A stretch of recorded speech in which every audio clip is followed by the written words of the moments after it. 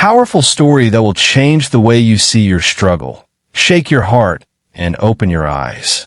Because sometimes the weight you carry, the very pain you want to escape, is the seed of your biggest blessings and greatest victory. There was once a young man who lived in a quiet village. Life in the village was simple, but one year, everything changed. The rain stopped. The river that once gave life to the farms, the animals, and the people dried up. Every day, the villagers gathered at the empty riverbank.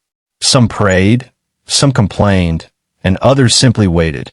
They were waiting for a miracle, for the sky to open up, for someone else to bring the answer. But the young man was different. He looked at the empty river and thought, if I keep waiting like everyone else, we will all die here. Maybe I cannot bring rain, but I can do something small. So before the sun rose the next morning, he picked up 2 clay pots, carried them on his shoulders, and began to walk. He walked for hours until he reached a faraway stream, still flowing with water. He filled the pots and carried them all the way back to the village. The water was little, just enough for a few thirsty mouths. People laughed at him. They said, "Are you crazy? Do you think with your 2 weak hands you can bring back the river?" But the young man didn't answer. He just kept walking, day after day, morning after morning. The road was long. His feet cracked. His shoulders bled. Some days the pots broke, and he had to start over. But every time he fell, he rose again. Weeks passed. Months rolled by. The villagers ignored him at first, but something strange began to happen. The place where he always poured the water, what used to be dry sand, began to soften. Small puddles appeared, then grass, then a small pond. Still he carried.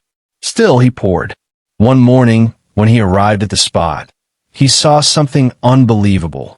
The pond had become bigger, stretching wide, water bubbling from beneath. The earth had opened up, and the river that was once gone had returned. The laughter of the children filled the air. The animals drank freely. The villagers who once mocked him now bowed their heads in silence, ashamed but grateful. And the young man?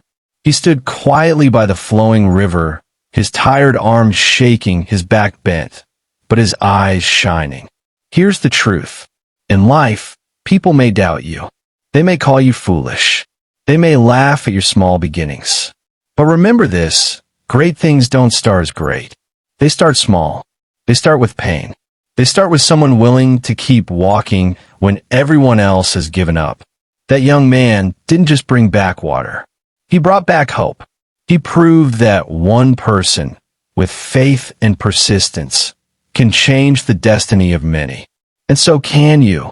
If this story is touching your spirit right now, pause for a second. Tap the like button. Write in the comments what you're fighting for.